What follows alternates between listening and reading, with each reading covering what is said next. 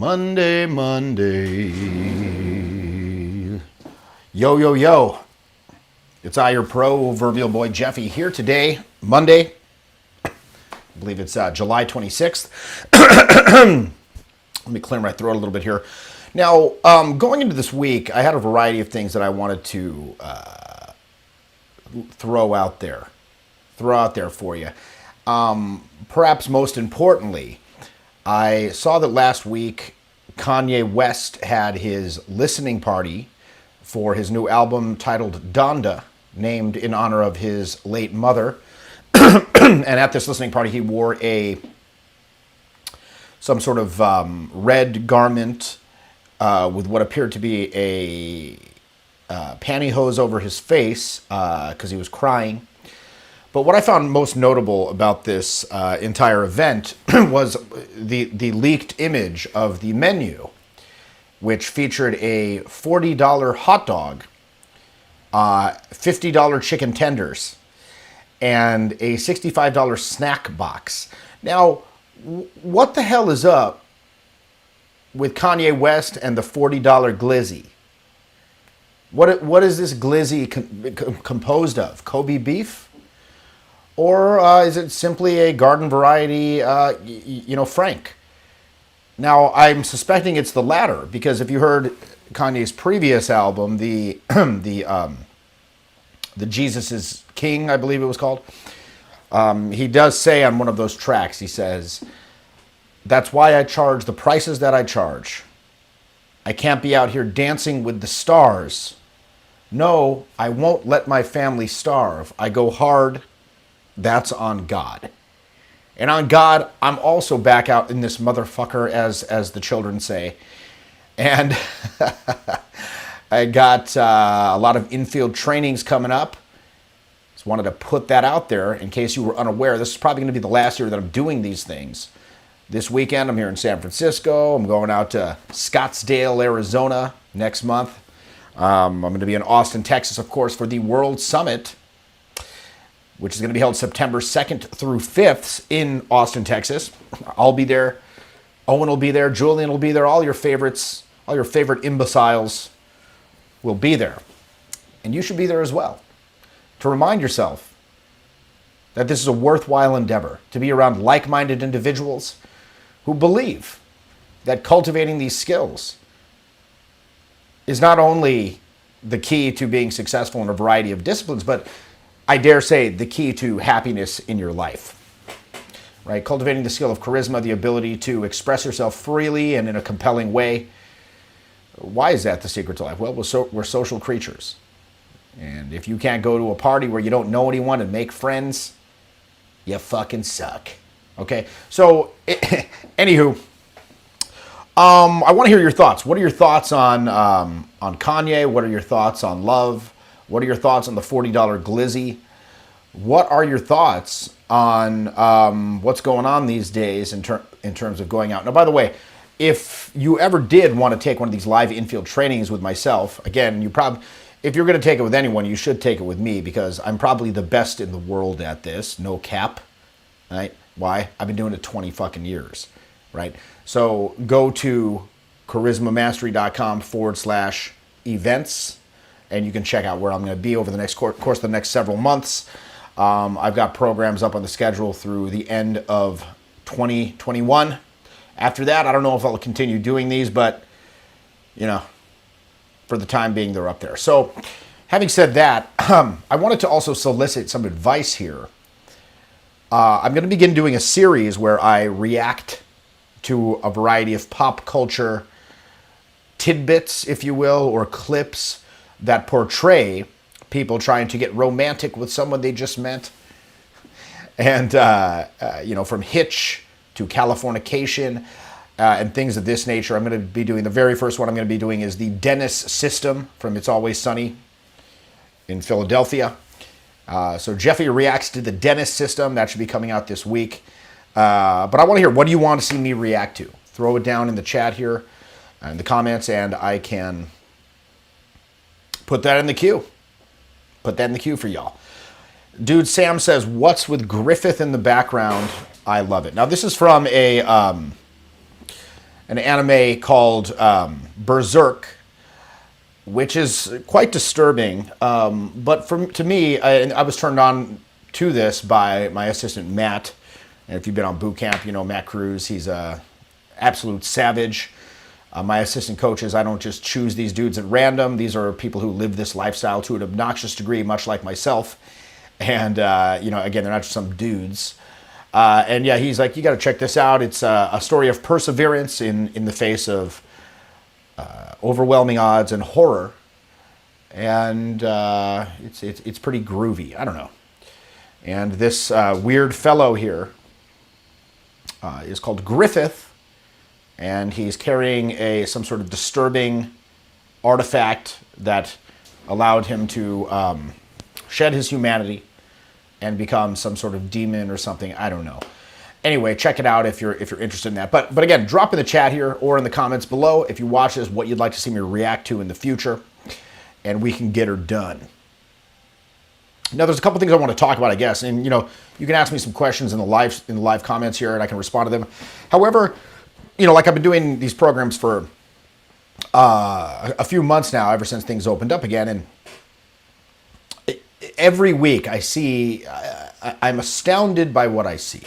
I'm shocked, I'm appalled, I'm disturbed, and it reinforces my belief that the services that we provide are in dire need in today's society. And this stuff, it's not complicated. It's not easy, but it's not complicated either. It's relatively simple, but you're going to have to learn how to first identify and then release various social counter conditionings that are preventing you from being effective and from and doing what you know on a certain level you should be doing. So, for example, one thing that I see very, very consistently, to the extent where I become infuriated, is people have an inability to square up. They have an inability to stand in front of the people they're speaking to. Now, I had a student recently, an older dude who was around since kind of the earlier days of the community, as it were, and he's like, well, we were conditioned to open over the shoulder. Over the shoulder. I'm like, yo, man, nobody remembers that but you. You old motherfucker. Nobody remembers that stuff except old heads like us. So then why are these kids doing it? Why do these kids have an inability to square up? Now, again, they'll go like this. Like they'll stand like this and talk to someone like this. This is not squared up. This is about a 40-degree angle, or even like this. This is insufficient. You need to stand directly in front. Like, look at even over this digital medium where you're watching this. Feel the difference when I speak to you like this. Hey, how's it going? Versus speaking to you like this. It's a subtle difference, but it's there. To stand in front and look somebody in the eyes is to own intention. And if that intention is to pursue a romantic encounter with that person, say a nightlife environment or even in a daytime environment, to do that, to stand in front, that's essentially to say, yo, what's up? These are my intentions. I'm putting this forward.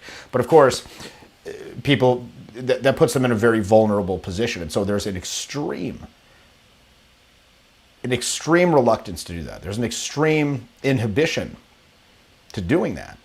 But look, I was watching the Olympics, which are happening this week, and I saw a funny comment the other day.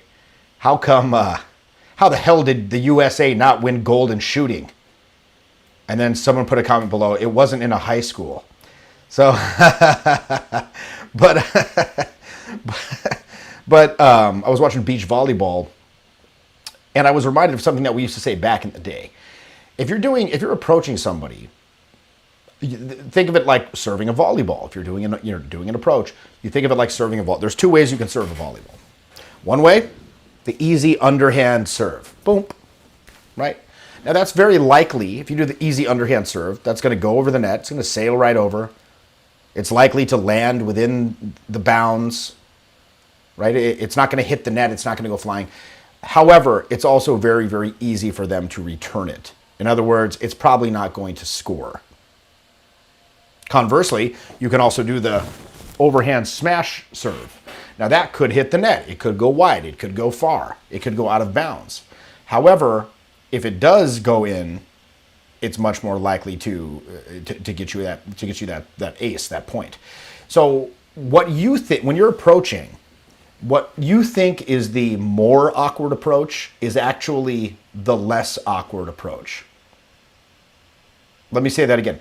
What you feel is the more awkward approach, which would be, and again, in this analogy, is to go up and just simply stand in front of someone and look them in the eye. And again, own the intention from the beginning, not in an explicit way, but in implicit way. You think that's more awkward. Both what's actually the more awkward approach is this bullshit. Because let's face it, they know why you're there. They know why you're there. They're not like, let's say, for example, it's someone you're approaching in a nightlife environment in an attempt to get romantic with. What are they thinking when you go up there? Why is this fellow speaking to me in this nightlife environment? Does he want to sell me insurance? Does he want to speak to me about my car's extended warranty? Is he here to tell me the good news about Christ? Or is he here to pursue a romantic encounter with me? They know why you're there. So when you go up with this, oh, hey, under the radar, and then down the line, surprise! Surprise! This was my intention all along. It's like, dude, they can't even respect it. They can't even respect it. They know why the hell you're there. And this whole, oh, let me beat around the proverbial bush. It's like you're going to have to take it out of your pants at some point, figuratively. So it may as well be from the very beginning. But of course, the eyes are the windows to the soul and all of that. And again, I think that the facial mode, which includes facial expressions and eye contact, is the least consciously developed aspect of this entire thing. Again, the eyes are the windows to the soul, and the face is the medium through which we send intensely personal and vulnerable messages about how we are feeling and what our intentions are. And for people who have been guarded in their communication their whole life, these messages can feel threatening as the sender. They can feel very threatening. So you have this, again, deep-seated need to not square up. But look, you've all heard of the Pareto principle. Pareto, that old idea that 20% of the behaviors and actions get 80% of the results in a given situation. So everyone's so focused on this rigmarole and the fractal technique and getting down and dirty with this crazy content of what's coming, the meaning and the intellectual meaning of what's coming out of your mouth. When in fact, if you focused on 20% of fundamentals, this would fix 80% of your issues. If you simply squared up and stood in front of someone when you talk to them and you approach them and introduced yourself, that would solve 80% of your issues. Now, of course, there's always someone who says, well, won't that seem, invasive and creepy if I stand in front of them? It could. It absolutely could. If you're holding eye contact, the longer you hold that eye contact, the more demand is going to be put upon the musculature of your face and your eye focus process to give it a continued emotional life that makes sense, if that makes sense. As opposed to it being this like cadence, dead, weird, creepy stare, right? There does need to be, I guess, a communication of what's going on in the mind's eye, of what's going on behind those eyes, as opposed to this just sort of emotionally guarded, blank, cadenced, creepy stare. So, again, somebody always brings that up as, but what about this? Shouldn't I do this? Isn't this XYZ? It's like, dude, bro. Let's just get the fundamentals down first, and then we can start to put kind of like the fine point on it. But if you're having all these other issues and inhibitions where you can't own intention, if you can't own the intention off the bat, how are you going to own it down the line? Ain't no half-stepping. Mick Swaggins says in the comments here, as Big Daddy Kane said with his sage advice, ain't no half-stepping. Yes, indeed. Indeed. Not squaring up means you have one foot out the door as a defense mechanism. Step or don't step. Again, you're going to have to reveal that intention sooner or later, and it may as well be sooner. But again, there's also a way to do it in a smooth fashion. And that's where technique comes into play. That's where the ability to create a nuanced vibe comes into play. Insofar as that ability to create a nuanced vibe is concerned, like I said, for many years I saw students who knew technique very well, but they had an inability to create that and hold on an ongoing basis that compelling vibe that's interesting, that's different, that cuts through their RAS and makes them think, I should look here. You know, they knew technique, but they couldn't make people even look, or they were actively repulsive with the vibe. So I was like, how do you teach that? That's why I created this charisma mastery program, right? To investigate, again, to train in isolation different aspects that go into that vibe. And again, we call it what we call old faithful here, the so-called human energy system. Most people view we view our communication as this sort of generalized whole, like this sort of, gestalt. That it's just one thing. I go up and I talk. But in reality, there's a lot of subsystems that are all contributing to that communication, that are all contributing to what's being perceived as your total instrument, so to speak. You know, you got the body language, vocal tonality, the facial expressions, you got the intellect and its attempts to control or to coach.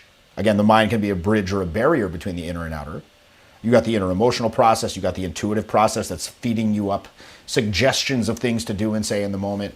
So again, what I wanted to develop in terms of the ability to create a vibe was, let's take all those areas, let's develop an exercise process to work all of those in isolation. Because each one of those areas has sort of an intuitive mind of its own that wants to assert what it thinks is best for the well-being of the overall organism. And there's only kind of this imperfect tendency towards unification. But, you know, we can work those in isolation. On the mentoring, for example, this 8-week program that I do. And then we can build those up and then bring them back together in a more completely realized whole. Now, of course, it's very important to understand. A lot of people see that, they're like, am I supposed to be thinking about this when I'm actually interacting with people? All these parts, the mind, the voice, the body. It's like, no. There's a distinction between exercise and performance, right? In exercise, you practice what you can't do. In performance, you allow what you can. You know, you let the training sort of take over. You let that synergistic wisdom of the whole take over in that kind of flow state.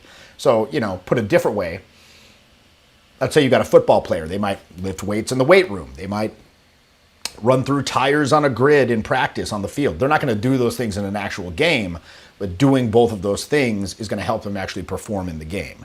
So that's what we do in the 8-week mentoring is we work on that vibe, and then you take that. I really do think they kind of go hand in hand. They're flip sides of the same coin. The boot camp, the infield training, you're out there, we're rolling around with these energies, we're performing. You know, we're trying to achieve those performance product standards, so to speak. But then during the 8-week mentoring, we work that ability to expand your range in terms of your face, your voice, your body, the vocal tonality, creating specific effects, just giving a better range. Because when you have a wider range of expressive capability, you don't need to approach those limits in performance, right? Because individual choices gain power in direct proportion to the larger field of choice potential surrounding them. So again, if you could go out and be all crazy, you don't need to be. You could be low key, but they can sense it's a proactive decision that you're making, right? So anywho, for those of you who do have problems with vibing, you might want to check out that mentoring. It's a great program. I've been doing it for over a year now, and have really learned how to teach it better, which is something obviously I'm always trying to improve at.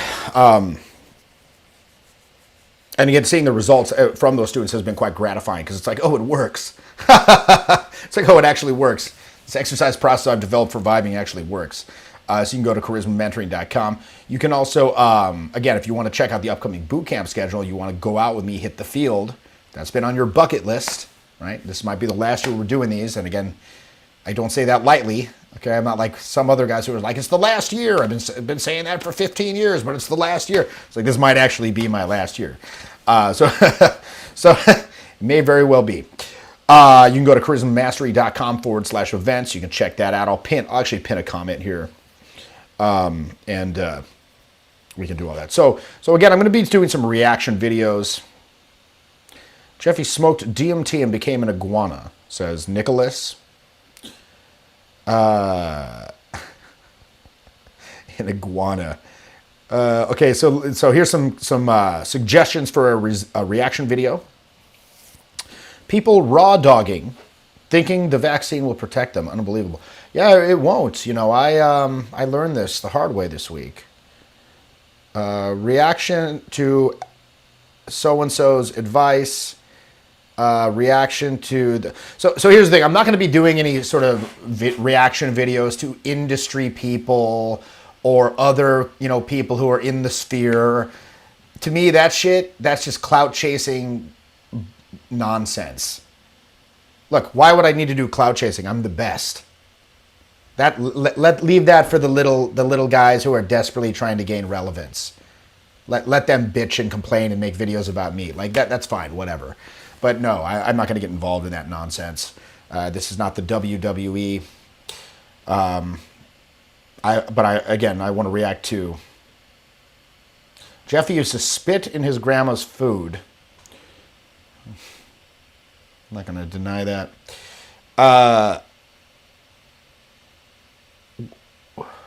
Is there such a thing as having self-love, respect, acceptance, etc., and not having charisma? Yeah, absolutely, because you can have all of those things and still be affected by the negative social counter conditionings that are inhibiting the flow of energy from inner to outer. That's essentially what charisma is. If it's kind of traditionally been thought of as this nebulous magical quality, something you either have or you don't. But if we define it as energy flow, then it would stand to reason that if we increase the energy flow, the charisma will increase as well. But we first got to pinpoint what's inhibiting that flow from inner to outer. And when I say energy, I mean psychological energy, emotional energy, physiological energy, and not necessarily. And again, let's put a caveat here. Not necessarily like this, this kind of like manic Jim Carrey type energy. It could be that. It could also be an intense burning coal type energy. But the issue is we're conditioned to be very, very careful with our uses of energy, and the quality of the emotion is not an issue here. It could be happiness, it could be sadness. We would be conditioned to be very careful with it. From a young age, you're like, be quiet in the restaurant, sit down, remain silent, this, that, the next thing. Oh, if I act out, mommy will be angry. And we get this from the media, from corporate culture. We get it from our educational system, our peer group, possible religious upbringing, XYZ. Things like perfectionism, things like abdication of personal responsibility, things like self-judgment, an addictive need to judge and be judged. I can go on and on. There's probably like 15, different social counter conditions that inhibit that flow. And you could still like love yourself, accept yourself, but still feel that inhibition. And I think that the ultimate purpose of charisma, as it were, is to give the people that we interact with an almost consciousness expanding interaction with those higher energies. For you personally, this free flow through these previously inhibited channels when you're out, it feels personally exhilarating for you. And the benefit that the people you interact with get out of it is this enhanced, expanded sense of human potential that's being conveyed. In other words, they're like, wow, this person's free in a lot of ways that I'm not. I like this. Again, whatever you feel, they feel, right? It's the number one rule of social interaction. So like maybe if I hung out with this person, I could be like that too on an ongoing basis. So I think it's very powerful. And then if you add technique onto that, you're golden. You're lethal, So I think it's very important. Sam says, how do you make these things your default? I always feel like I need to warm up before I engage someone. I guess I need to expand myself more so I can remain in my strength zone. Well, the thing is you're trying to raise the baseline up over time. And again, for those of you who feel that these inhibitions represent some innate fault or failing on your part, I'd say the best refutation to that idea is through evidence given by experienced people. If you met myself or Julian or Owen when we first started, quite frankly, you would have no doubt whatsoever about your ability to achieve anything that you see us do socially. Because quite frankly, we were psychos. We were not like well adjusted. You know what I'm saying? So, we were able through judicious application of thought and practice to rectify these situations. Now, it's kind of interesting because when you're out, you don't want the intellect to be involved much at all. Now, it's not a villain. You know, it can remember, it can plan for it can learn from the past, it can plan for the future, hopefully and optimistically. However, analysis is for after, not for during. During, you just want to let, during, you just want to be during. You want to just let go and free flow, and it's more of an emotional thing. Because let's face it, when you're out there, most of these people that you're talking to, like I say on a Friday night, they don't want more nonsense from work. Talk about the TPS reports. Like, what's your name? What do you do? This logical idiocy. Like, they're like, no. They want free flow. They want fun. So, but it is kind of interesting when we discuss this stuff and we analyze it and we kind of, break down the models of communication and the technique and the conventions of these types of interactions and how to hit the waypoints and various gambits and all that crap. We are enlisting the intellect in the process of transcending itself, which I think is a fascinating thing to kind of ruminate on. But like I said, there's a big difference between exercise and performance. Like, again, when I believe the best way to learn this stuff is to, again, roll around with these energy uses that you fear directly. Feel the energy itself. Like, don't talk about it, be about it. Be about it. Go do it again and again and again and gain that familiarity. Gain that familiarity. After the fact, be introspective. Apply judicious use of the intellect to determine what needs to be worked on going forward. Pinpoint weak areas. Exercise them in isolation. Again, reintegrate them into a more completely realized instrument. Over time, this is something that you'll see the effects, and that initial confusion and frustration gives way to fascination. It gives way to addiction. You want to do it more and more. It becomes your favorite hobby. I mean, to me, I've always said this. To me, this stuff is like lucid dreaming. I go out there, I feel like God. I feel like a wizard. You're a wizard, Harry. It's like, wow, I can go out there and speak to these people who don't know me at all. For some reason, when these students go up to them and they're not squared up and they're inexpressive in the face and they don't have a lot of access to their intuitive function, they're constantly second guessing what they're saying. There's not a free flow, right? Their approach is not well received. Yet when I go up, they're like, who is this dude?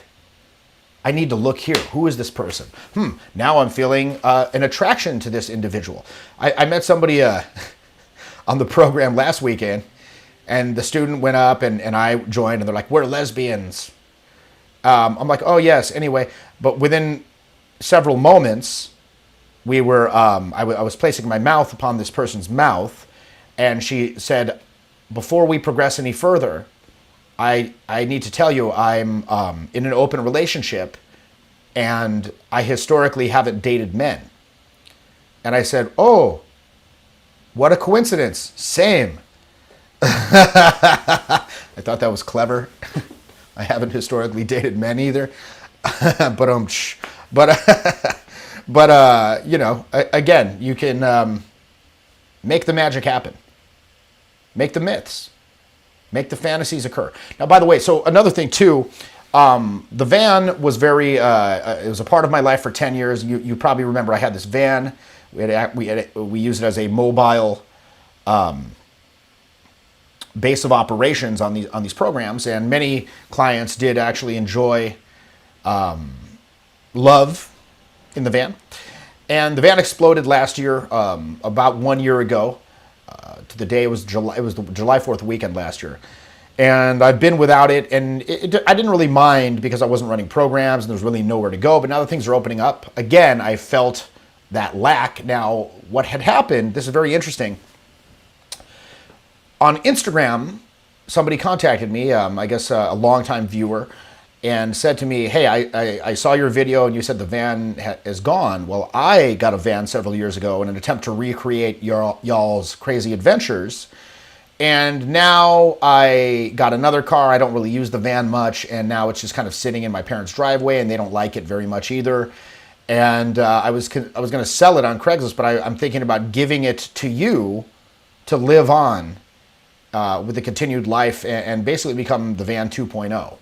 And it's the identical model to the previous van, except it's 20 years newer. So the air conditioning works and it has a radio that works. And I said, yeah, just drive up next weekend and we'll do this.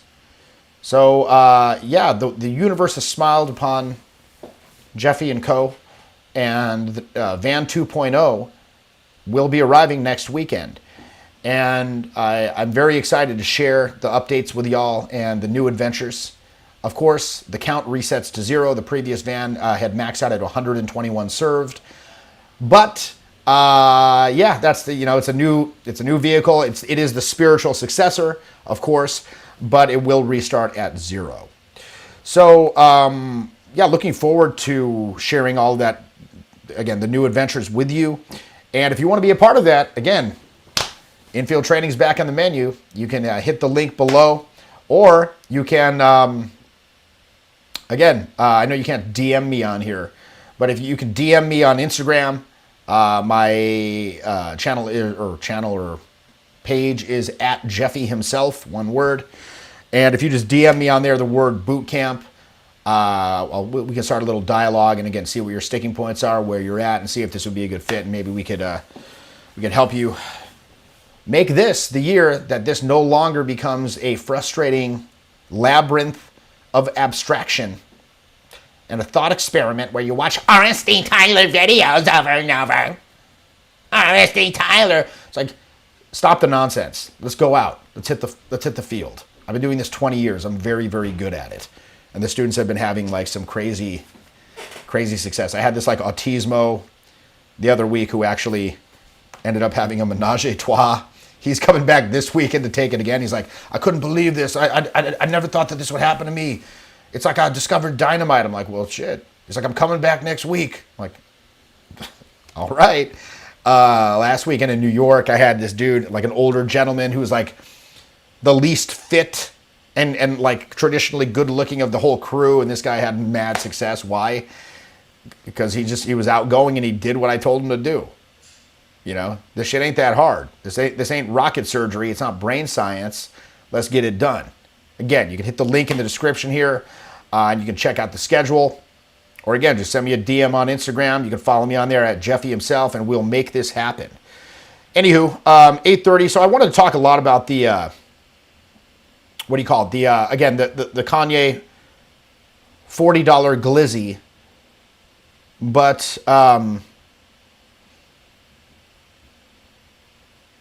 who knows? I mean, it's just a Glizzy. A Glizzy's a Glizzy. React to so-and-so, react to this guy, react to that guy. Look, I'm not reacting to other people that are in this sphere. Again, I don't do this fucking sniping, clout chasing fucking nonsense. It's like that's for the lesser people to hate on us. Right? We stay above that. We don't involve ourselves with that. Why? Why would I? That's like Justin Bieber reacting to like some little hater or something. It's like no, they're like a peon, they're an ant. So let's see. React to Boomhauer. Okay, that's a good one. Boomhauer teaching Bobby how to approach. By the way, for those of you who can't get out to one of these like more, I mean, these aren't the cheap programs. The mentoring's not a cheap program. The bootcamp's not a cheap program. But if you are wanting to engage with some of this stuff, and again, I think this is my best program that I've done to date, is the Charisma Mastery digital program. And I made an abbreviated version of that that's very accessible and very affordable to people. It's called 5-Hour Charisma. It's $150. I think it's a great entry point, but it's basically the 18-hour Charisma Mastery program, and I distilled it down to what I felt was the most potent, impactful 5 hours. So I'll post that in the description here too. If you go to 5hourcharisma.com, you can get that program, again, $150. What do you got to lose? It also features 6 additional live modules that I added on things like conflict communication, on things like core confidence, on things like persuasive capability and frame control, and personal leadership to motivate yourself to move towards danger or to get over mental humps and things like that. So 5-Hour Charisma, the number 5hourcharisma.com. You can check that out as well. And I think you'll really enjoy that. And if you don't, just get a refund. Who cares? What do you got to lose? Jeffy, why don't you curse anymore and act raunchy anymore? Oh, I do. I fucking do. I can assure you. I can assure you I do. So let's have a look at this. Pooh's guitar. A lot of interesting comments here. I'd love to respond to all these, but I just wanted to do a short little live here. I'd say look this week for the first of the reaction series. I got a lot of suggestions from y'all that I'm excited to kind of give my unique spin on. I love these. There is no description. Yeah, I'm going to drop it in the description later after I end this. But again, hey, thanks for being live here today with me. I'm going to post this up, and you can view it in perpetuity for the replay.